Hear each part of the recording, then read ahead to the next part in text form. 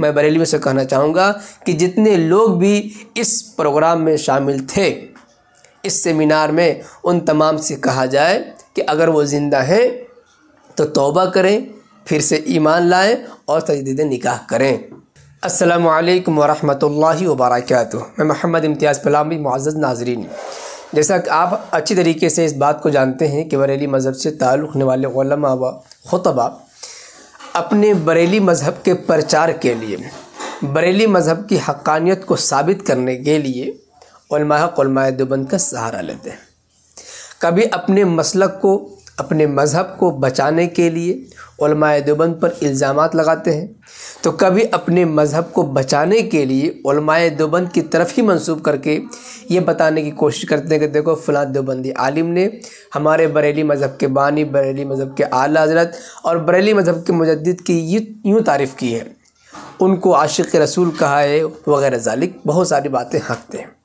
और इस सिलसिले में कुछ ऐसी किताबों के हवाले भी देते हैं जिन किताबों से उलमाए देवबंद का ताल्लुक़ नहीं है, या किताब में जो बात लिखी हुई है उन बातों का हकीकत से कोई ताल्लुक़ नहीं है। उन इबारत का मफ़हूम कुछ और है, ये कुछ और बयान करके आवाम को बताते हैं कि देखो फ़लाँ देवबंदी आलिम ने हमारे बड़े हज़रत जी, हमारे आला हज़रत के बारे में यूँ बातें कही है। तो इस तरह की बातें करके वो आवाम को वरगलाने की कोशिश करते हैं या आवाम को बेवकूफ़ बनाने की कोशिश करते हैं, और जो देवबंदी आवाम है उनके सामने ये बातें उनकी किताबों के हवाले रख करके ये तअस्सुर देने की कोशिश करते हैं कि देखो तुम्हारे देवबंदी आलिम जिन पर तुम नाज करते हो, जिनको हमारे आला हज़रत काफिर कहते रहे, उन्होंने अपनी किताब में हमारे आला हज़रत के बारे में ये बातें कही हैं। इस तरह की बातें मुफ्ती सलमान अज़हरी साहब ने भी कही हैं। तो आज की इस वीडियो में हम उसी हकीकत को उजागर करने वाले हैं कि क्या वाकई बरेलवी अपने दावे में सच्चे हैं, जो हवाले पेश करते हैं क्या वो काबिल कबूल हैं, जो बातें कहते हैं क्या उन बातों में कुछ सच्चाई है या नहीं है। देखिए, हमारे पास एक किताब है, इमाम अहमद रज़ा एक हमा जिहद शख्सियत। इस किताब के लिखने वाले मौलाना कौसर नियाज़ी, साबिक़ा वज़ीर मजहबी उमूर पाकिस्तान। बरेलवियों का दावा है कि ये मौलाना कौसर नियाज़ी देवबंदी हैं, देवबंद के मदरसे से पढ़े हैं, और उसके बाद उन्होंने हमारे आला हज़रत की तारीफ़ में ये मकाला लिखा है, पढ़ करके सुनाया है। उसी मकाले में सफ़ा नंबर 19 पर एक बात है, कौसर नियाज़ी साहब के बकौल जब हज़रत मौलाना अहमद रज़ा ख़ान साहब की वफ़ात हुई तो हज़रत मौलाना अशरफ अली थानवी को किसी ने आकर इत्तला की। मौलाना थानवी ने बेइख्तियार दुआ के लिए हाथ उठा दिए।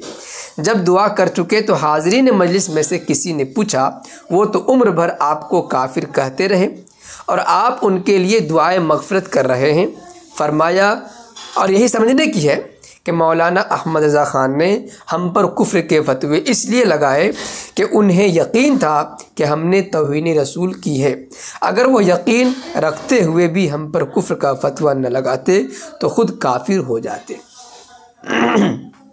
देखा आपने, हकीमुल उम्मत मौलाना अशरफ अली थानवी रहमहुल्लाह की तरफ मंसूब करके कैसी बात कही कि अहमद रज़ा ख़ान के वफ़ात पर मौलाना अशरफ अली थानवी ने दुआए मग़फ़िरत के लिए हाथ उठाई, और ये भी कहा कि चूँकि उनको यकीन था कि उलमाए देवबंद ने कुफ्र बका है, कुफ्रिया कलिमात लिखे हैं, तो इस यकीन की बिना पर आला हज़रत ने अहमद रज़ा ख़ान ने उलमाए देवबंद पर कुफ्र का फतवा लगाया है। अगर वो फतवा न लगाते तो ख़ुद काफिर हो जाते। ये बात हकीमुल उम्मत मुजद्दिद दीन व मिल्लत मौलाना अशरफ अली थानवी रहमहुल्लाह की तरफ मंसूब करके मौलाना कौसर नियाज़ी साहब अपने मकाले में लिख रहे हैं। और किसके वास्ते से कह रहे हैं कि ये बात जो है मौलाना कौसर नियाज़ी साहब ने अपनी तरफ से नहीं कही है, बल्कि मुफ्ती आज़म पाकिस्तान हज़रत मौलाना मुफ्ती शफ़ी देवबंदी साहब से उन्होंने ये बात सुनी है। ठीक है, अगर आप इस किताब के सफ़े को थोड़ा सा पहले ही से पढ़ लें तो आपको मालूम हो जाएगा कि मौलाना कौसर नियाज़ी का उलमाए देवबंद से कैसा ताल्लुक़ था। ज़रा देखें तो इससे पहले वाले सफ़े में पढ़े, उसके बाद हम आपको उसी किताब के मुकदमे से पढ़ करके सुनाएंगे कि वो किस कैटेगरी के आदमी थे। देखें, सफ़ा नंबर 19 में जहाँ से हमने इबारत पढ़ी उससे ऊपर देखें, मैंने सही बुखारी का दर्स मशहूर देवबंदी आलिम मशहूर देवबंदी आलिम। ये ख़ुद बता रहा है कि अपने उस्ताद का नाम कैसे ले रहे हैं, मशहूर देवबंदी आलिम। इनका अंदाज़ बयान ज़रा देख लीजिए। इससे ख़ुद मालूम होता है कि जब ये पढ़ रहे थे उस वक्त तो उलमाए देवबंद से पढ़ा है, लेकिन अब ये उलमाए देवबंद से मुताल्लिक़ नहीं है। ठीक है जी हाँ।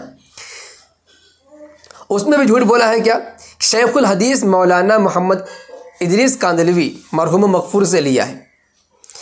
कभी भी कोई शख्स अपने उस्ताद का नाम ऐसे नहीं लेता है, लेकिन ये ले रहे हैं।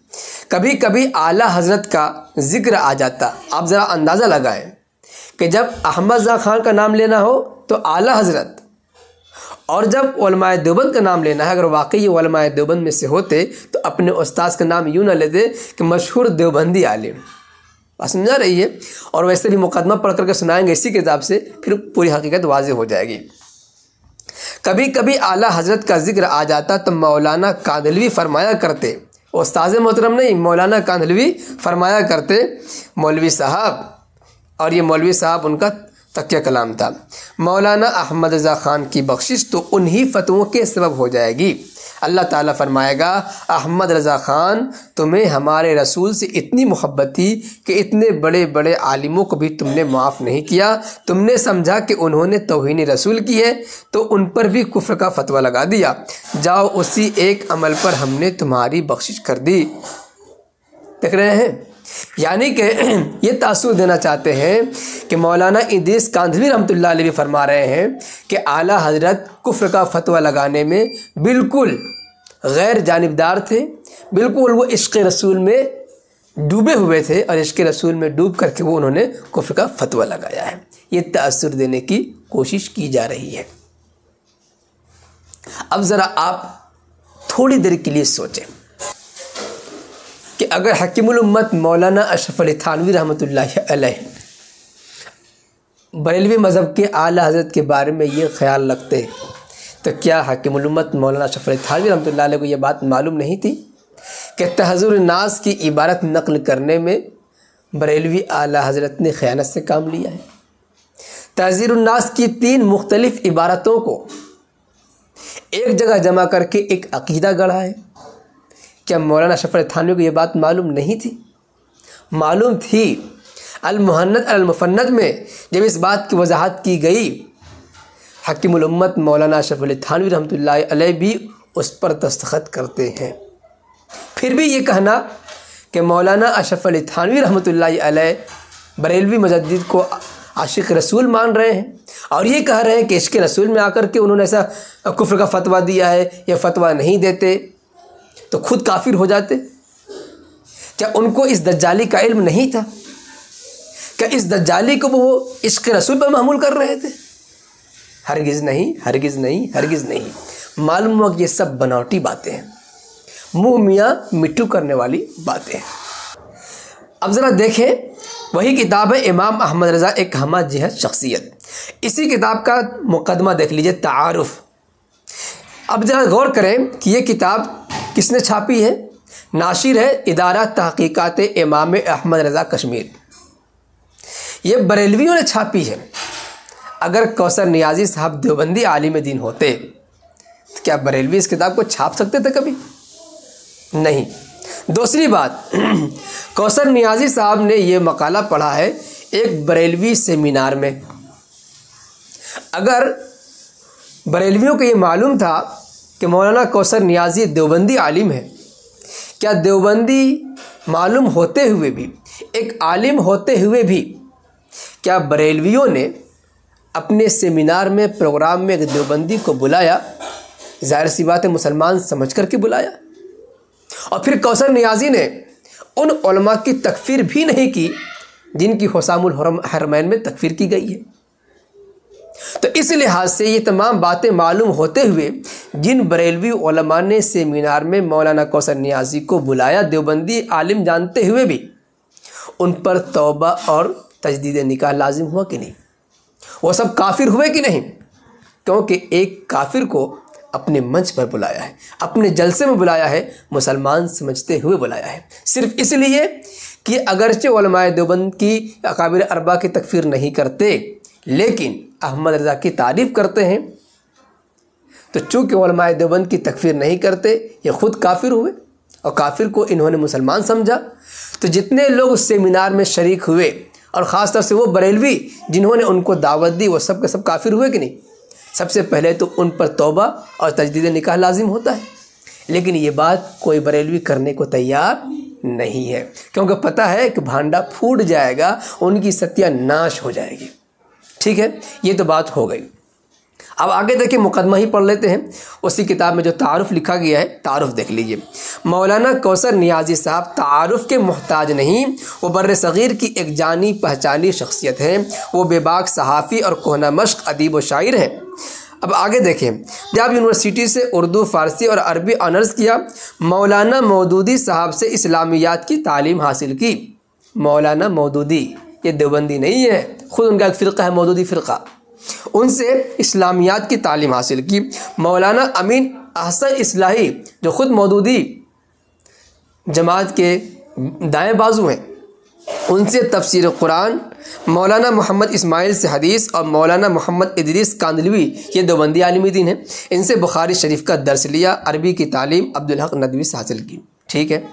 मौलाना कौसर नियाज़ी साहब सियासत का एक वसी तजुर्बा रखते हैं।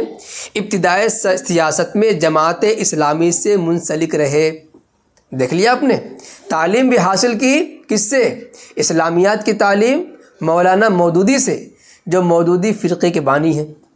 कुरान करीम की तफसीर मौदूदी फ़िरक़े के आलिम मौलाना अहसन इस्लाही से हासिल की है। सिर्फ बुखारी शरीफ पढ़ी है देवबंदी आलिम से, और फारिग होने के बाद फिर वो जमात इस्लामी से जुड़े रहे, यानी मौदूदी फ़िरक़े से जुड़े रहे।